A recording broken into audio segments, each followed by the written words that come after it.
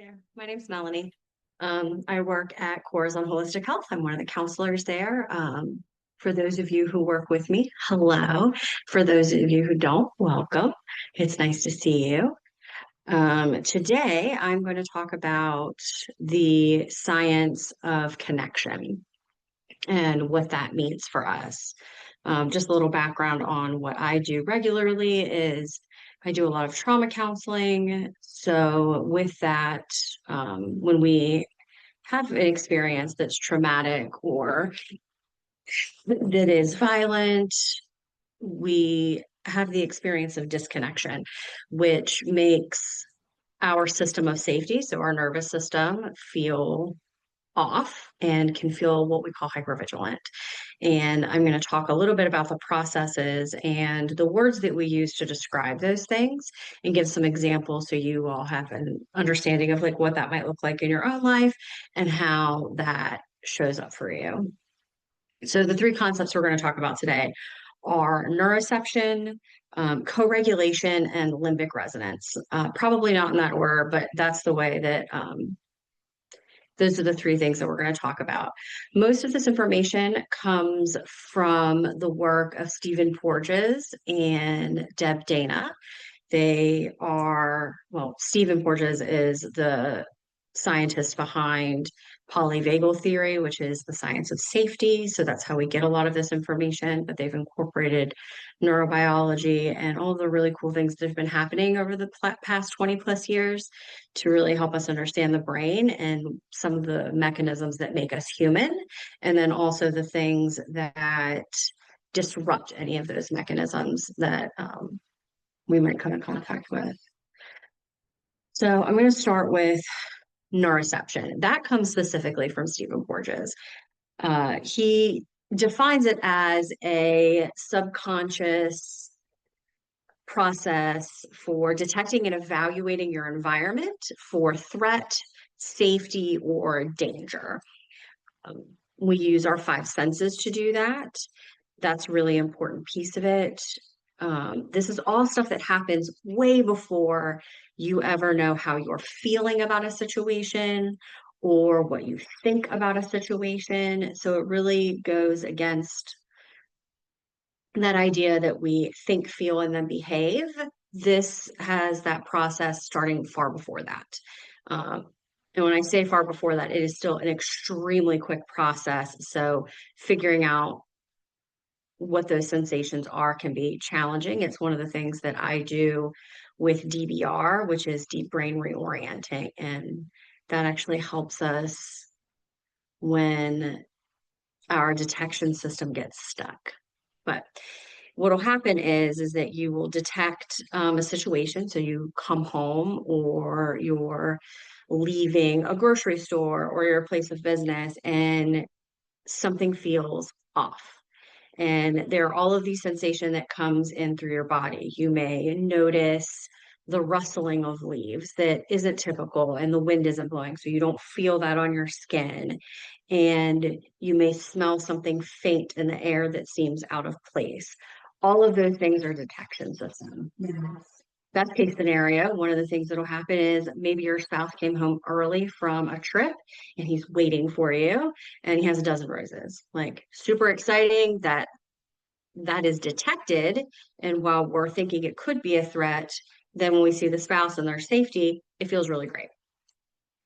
On the other hand, if it's not a spouse, maybe it's a wild animal. And you hear snarling after that. Like your system has already been primed to go into its sympathetic nervous system, meaning that fight or flight's going to happen. So at that point, you're going to behave, you're going to respond to that situation so that you're able to stay safe. All of that happens from neuroception. Now, colloquially, one of the things that we call that is like intuition. It's the idea of like, you don't know why you don't like somebody. There's somebody that you come in contact with and you're like, I don't know, there's just something about them, right? That is neuroception. One of the things that I do as a counselor a lot is helping folks get in touch with that intuition, like really understanding that maybe their intuition is not incorrect. What trauma does is it tells us to ignore that neuroception, and it tells us that it's wrong or that we have been mistaken over and over and over again. And that creates very specific pathways in the brain. And that ignoring makes it really challenging to then trust like our own judgment and also trust that like our detection system is accurate. The other thing that can happen is that we view everything as a threat, the most minor of things. So the idea that I set up earlier, that situation where there's rustling leaves and you notice a weird smell and all of these other things could then send your whole nervous system into a panic. That's hypervigilance, right? Because that may not be necessary for the situation. And our ability then to like recalibrate is going to be a piece of that, which I'll get into like with co-regulation. Um, but that's how that system can really get hijacked. One of the things that like we also see is that that overactive system, it can happen because maybe one of our five senses is not tuned or has the right frequency to experience like the world. So for instance, the middle ear is a place where we start detecting sound, and it detects like the frequency of sound. It notices the difference between when your parent is having a kind and a soothing voice if you're upset, and the difference between when their tone changes because they're agitated or you're going to be fussed at. Like those two things, that you notice them before you recognize what you're supposed to do about it, right? So that middle ear can be really important with that. One of the interesting things is that with autism, if you have a person diagnosed with autism, their middle ear is not toned in a way that somebody who's neurotypical is, meaning that it is extra sensitive to those things. I usually use the analogy of, think about when Ring cameras first came out, right? Like your Ring camera would notice every fly, every rustling leaf, every like branch that randomly came into the frame, and it would turn on. So there would be all of these things that would say, "There's something on the porch. There's something on the porch," right? Which can be really really annoying if it's a Ring camera, but in your nervous system, it can be really stressful because it's detecting like threat over and over and over again, which is why if you have like an autistic child or maybe you are a person with autism, it feels as though, and you detect that voices or people have sharp tones or they yell a lot. And that could be accurate and it may not be accurate as well. It's one of those things that makes it really hard to determine, uh, because that middle ear is not, it's not tuned, right? It's like a piano that's out of tune. The other thing is that trauma can also impact that. If you grow up in a home that has a lot of hostility and a lot of chaos, or you've experienced a lot of emotional trauma, one of the things that happens is that your parent's voice or a caregiver's voice changes, and you begin to notice the tiniest changes in the timbre, the tone, and all of the delivery that comes through that little minute sounds of their voice. And you're tuned to recognize when danger is coming. All of that is going to go through your system that'll help with that neuroception to say this is a threat.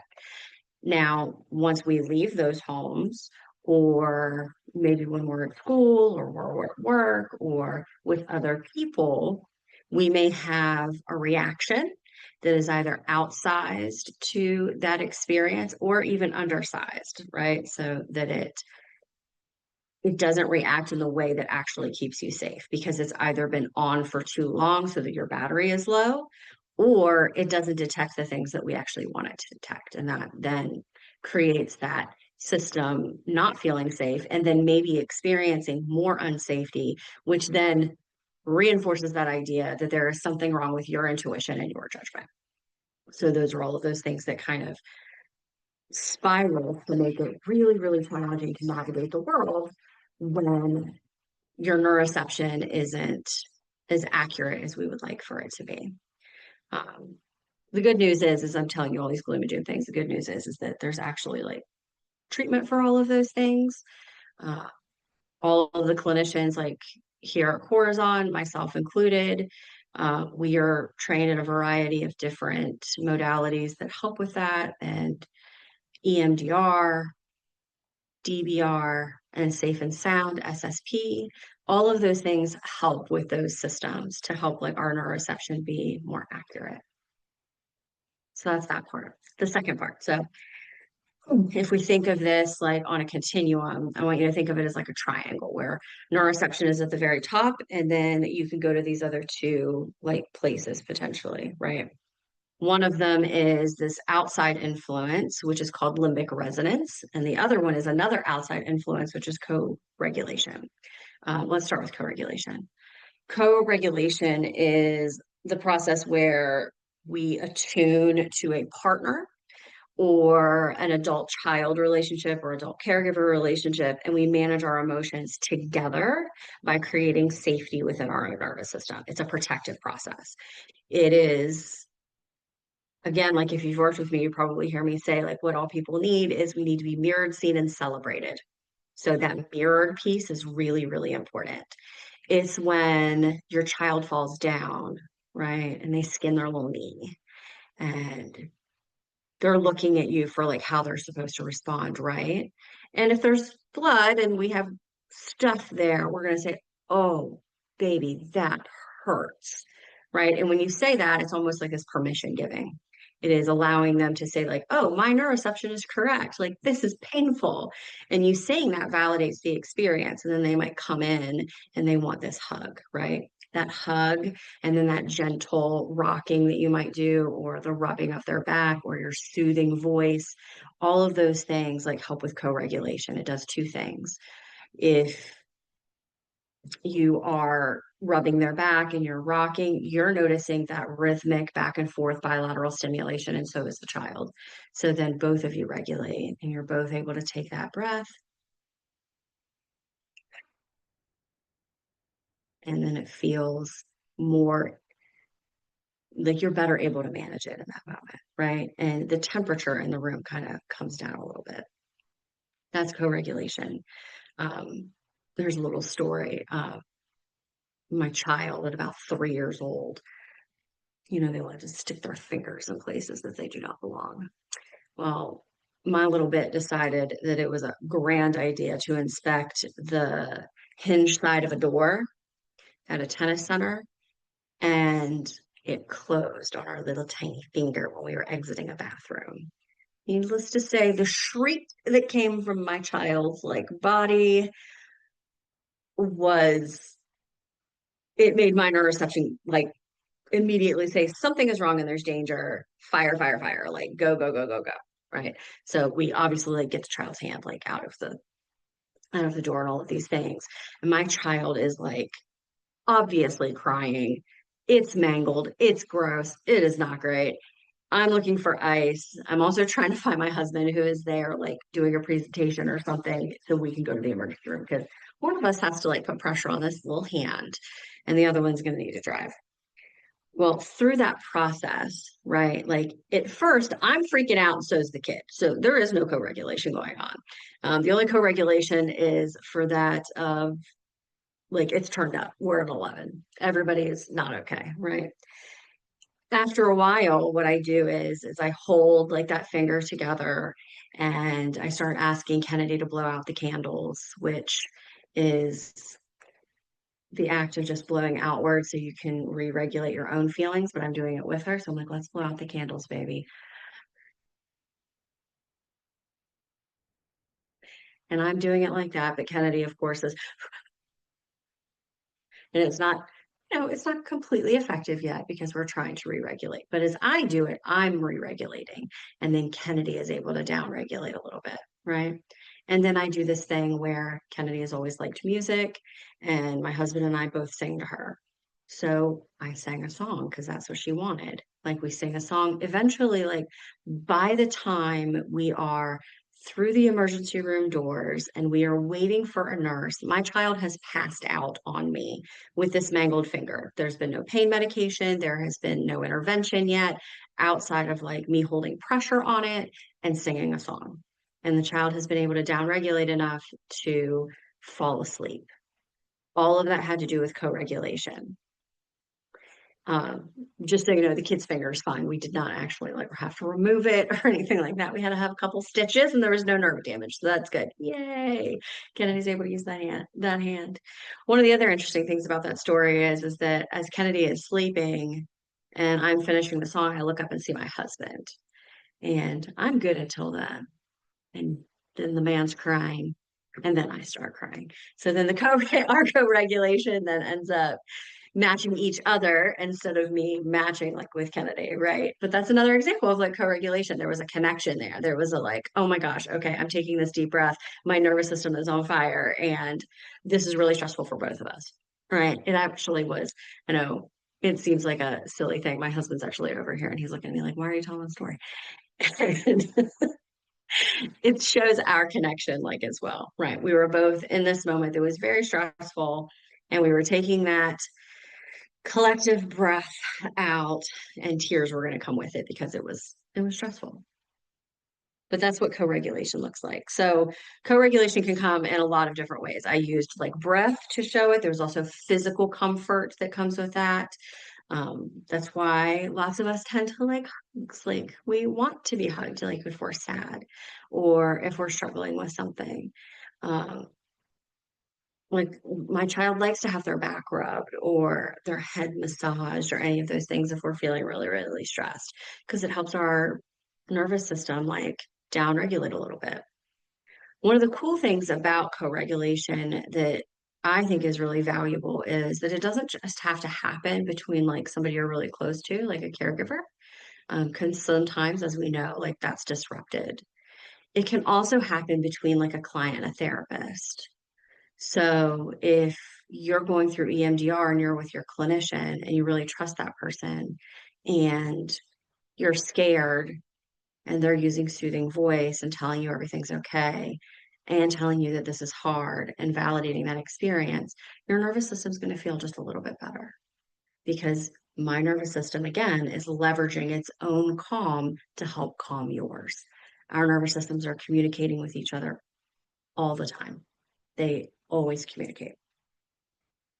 Um, so learning how to leverage those things can be really important. It's extremely important in parenting, like too. For those of you, I hope that everybody is who has children is going to Alexis's parenting group because I know one of the things that she's going to teach her all of these skills that you'll be able to take home for like positive parenting, right? But one of those things really is just regulating your own nervous system and then being able to be that voice of calm and that calm presence for that other person. It just goes so far. It's, back to that. If your kid falls down and they scrape their knee and you are losing it, right? The kid's going to lose it too. But if you're like, oh my gosh, we're okay, brush it off because like there's no blood, there's nothing going on. Like, we got a little dust on us and it might have stung a little bit, but we're all right. Let's get up. I think we're probably okay. Like, can I look at it? Is there an ouchie? Do we need a little kiss? Great. Let's keep it moving. Right. Like all of those things are part of that. It just helps us regulate. And when we do it really accurately, especially for our kids or like little people that are around us, it helps them later on become more resilient because it's that thing that we need for us to feel protected and resilient. Caregivers are the first place that comes from. Um, so the last process is limbic resonance. Limbic resonance is our subconscious sharing of our emotional state. So it's very much linked to co-regulation, but this is going to talk a lot more about emotional contagion. So how that influence can move away from regulation to dysregulation and or the other. And it happens in a little bit of a different place, like it happens in a different way. And it happens beyond, again, like that subconscious level. Co-regulation is happening like very overtly and it's out here in this moment. Limbic resonance is happening behind the scenes. All of the structures in the brain are all a part of that system. Like it's the limbic system. So if you've seen me do this before, like we make a little brain, this would be your limbic system. And then this is your prefrontal cortex. So see, little brain. So this limbic system right here, which is made up of the amygdala, the hippocampus, the thalamus, and the hypothalamus. All of those things are, those structures are also where we experience like our safety. Okay, right? So when we're experiencing neuroception, it's back here in our hindbrain, in that brainstem area. That's where all of those five senses like come in and give us the information and tells our body to react to our experience of threat or danger. And then that information then ultimately gets kicked up to here, which is this limbic system that allows us to determine whether or not something is safe or unsafe. So our amygdala very specifically is the place in our brain that is like our vigilant center. That's the camera. That's the ring camera. It's the place that's always looking around. It is always viewing. It is always scanning. It is always mapping. It is the part of our brain that wants to know everything that's like going on. And it tries to make sense of all of those five senses that are like coming in. Interesting little fact. This is just going to be your fun fact for the day, which is the only one of those five senses that can bypass the midbrain, like that hindbrain piece, like back here, that brainstem, is your olfactory system. So your sense of smell. That's why some of you might notice that if you have a scent that just takes you back to a memory, like immediately, right? That's why that happens, because it'll be linked very, very distinctly to a memory. I think that's one of those interesting things about our system is that they're never completely linear, are they? They don't work that way, which is good because we need it to work in lots of different ways so that it keeps us safe. But with limbic resonance, like an emotional contagion can happen and it can facilitate empathy or it can facilitate that desire to turn away or to move away from something. So what the limbic system does is it helps us understand what the other person or people around us are feeling. Where neuroception takes into account our entire system and our entire environment, as well as like the people, and then takes all those five senses to have that visceral reaction, not an emotional reaction. Then it gets siphoned into the limbic system so that there is like an emotional response that then brings about a behavioral response. So one of the things to think about is, well, I guess the way that I think about this most is, when you come home, if you have a dog, we have a dog. So I can have a really crappy, crappy day. I've been stressed, like it's just not a great day. Maybe, it was just long, it was tedious. There were lots of things that I had to do that I didn't really want to do in that day, right? And I just wasn't feeling like so great. But when I get home, one of the things that happens is like my next dog comes to the door and I can hear him barking before I even get out of my car because he's so excited. If my husband lets him out, he's like literally run into the car, just jazzed that you exist. And he does this thing that most dogs do, which is like their little puppy dance and they wiggle around and they turn themselves into a little donut and their butts are just like wiggly, wiggly, wiggling, right?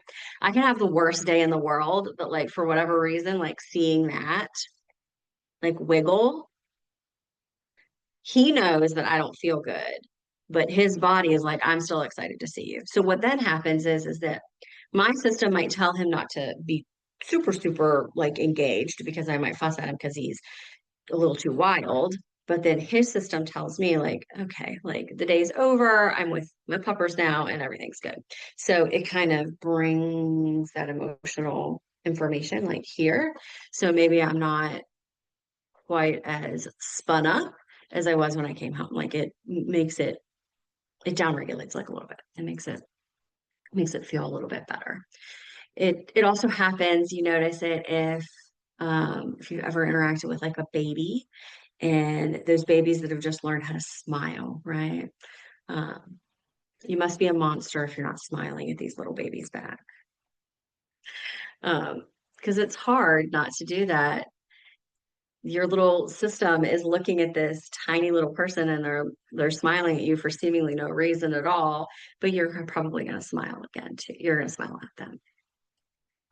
Another example of limbic resonance is, since it's football season, let's talk about that. Maybe you are Gamecock fan. My husband's over here again, and he's not going to be excited about this example. But you go into the stadium, like you hear 2001, and then there's somebody like me that's like, yay, sports ball, because I don't really care. But am I going to get into it and I'm going to get hyped? And my feelings are going to feel very invested in this football game that I don't actually care about. Yes, it is. Like I'm going to experience everybody around me and that level of excitement that just makes me feel hyped up as well, right? And then ends up looking like some level of investment in whatever's going on the football field that I barely understand. And I'm going to cheer when they cheer. I'm going to do like all of the right things. I'm going to be disappointed at the right times, right? All of those things, that's emotional contagion. Because I don't have any investment in that. But because everybody around me does, it brings me along with them. It's one of the reasons why therapeutically, like group works so well, is because we can leverage limbic systems. Like we can use all of those limbic systems in the room that when they start finding regulation together, then everybody finds it. It's really cool when it happens because then everybody's system just feels a little bit safer. It feels a little bit better, which is really, really good. One of the things that also happens is that sometimes somebody's nervous system can like overpower yours, right? You could have the best day in the whole wide world, but if there's a person who has a lot of energy behind their day and it was a really, really bad day, it can bring your mood down a little bit, right? It rains on your parade. And you can experience some of that like kind of feeling when the other person maybe that you live with, or again like if it's a caregiver or something like that, it can really like influence like how you experience the next moments. It's an interesting kind of thing that like happens. So the other thing with the limbic system that I want to talk about is like a high road response versus a low road response. This is when the limbic system decides what is safe. Okay. So if we're looking back at the brain, so limbic system, prefrontal cortex. So something comes into the brain, you're getting all of this detection from that neuroception, right? It's coming up through that hindbrain, midbrain area, and it comes into the limbic system. And your limbic system is looking at it and it says, okay, this is better than expected. I'm going to downregulate, meaning that my nervous system is going to stay in this prefrontal cortex or what we call ventral vagal, and it is going to be able to continue going about what it was doing. So, example, you're walking in the woods and you're right at the edge of like the property line, maybe, and you see something coiled in in the corner over here, right out of the corner of your eye. And initially, because you see it out of the corner of your eye, you sort of jump a little bit. You look like a little bit like to the right. Okay. And the people that are with you may do it too, right? So everybody like does that little jump.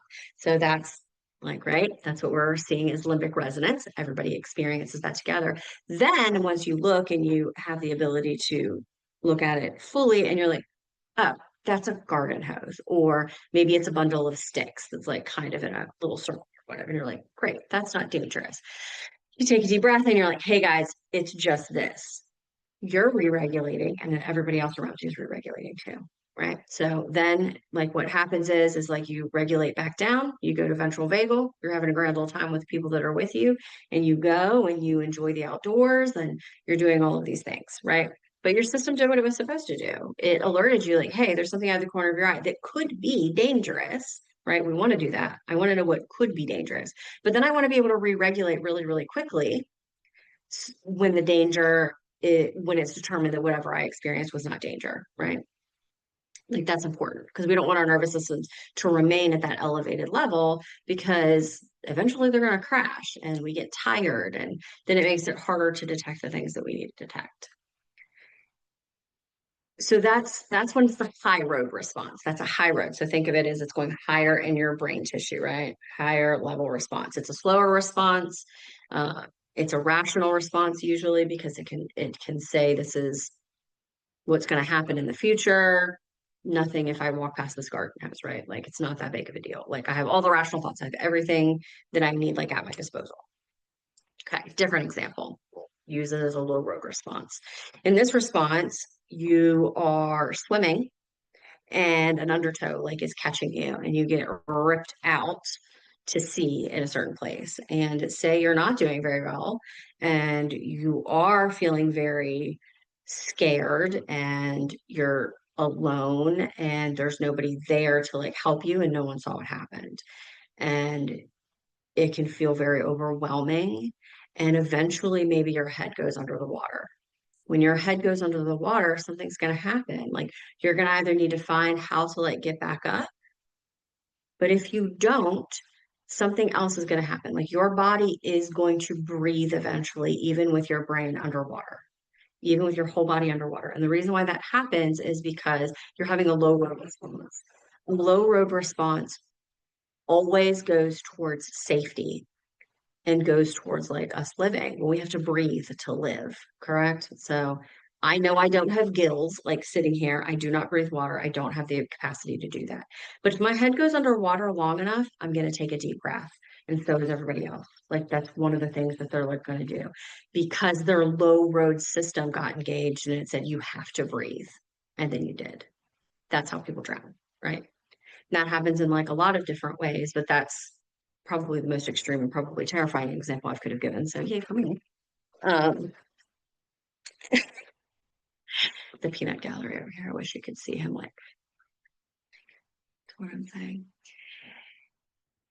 That is that low road response. All of those things happen because of the limbic system. Like our limbic system is what kicks those things uh, into a behavior that tells us how to react and how to respond. So, in summary, and then I'll give some resources. Neuroception allows us to detect threat. It allows us to detect safety. Limbic resonance is how we share emotional information with other people without talking. And co-regulation is how we regulate our nervous systems together, right? All about safety, all about connection. If you want more information about these things, there's a couple of resources that I would encourage people to read. Anything by Stephen Porges and polyvagal theory is going to be excellent. Deb Dana writes a few things about polyvagal theory that can be more approachable than Stephen Porges things. But that'll help you understand more of the science of like what is going on. If you look up anything on polyvagal theory, that will help as well. And then one of the things that I think is really interesting is it is a book called The Gift of Fear. Now, I will say that some of the language is antiquated. It is an old book, so we don't talk about things in the same ways as that we used to, like when this book was written. This book, I believe, was written in the late 90s, maybe very early 2000s. But it gives a bunch of examples of how how the systems of the people that he follows around were manipulated because of like past experiences. And even though they detected threat, they ignored it. And what it was like for them to then regain the ability to trust their gut, uh, so that they were able to respond like in a different way. So he interviews several different people about a traumatic experience, and it's a really interesting book to read because it does talk about all of these mechanisms that happen and how trauma and mistreatment oftentimes make it so that we don't have access to them the way that we would had those things not happened.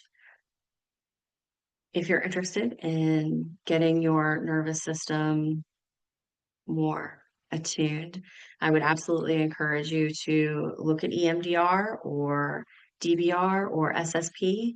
Um, those are the best ways that we have right now. They're highly effective and they help us rewire the brain so that we can experience life in a far safer way than we did before and not have as much stress in our bodies when we're walking around the world just doing regular things. So I hope that you enjoyed this. I hope you learned a little bit of something. If you need anything additional or you have questions, you can always email me. My email is melanie.peebles@corazonholistichealth.com. And I'm happy to answer any of those questions. I hope this made you think a little bit and made you look at your nervous system maybe a little bit differently and all the really interesting and cool things that it's doing. And we will see you on the next education series. Thanks.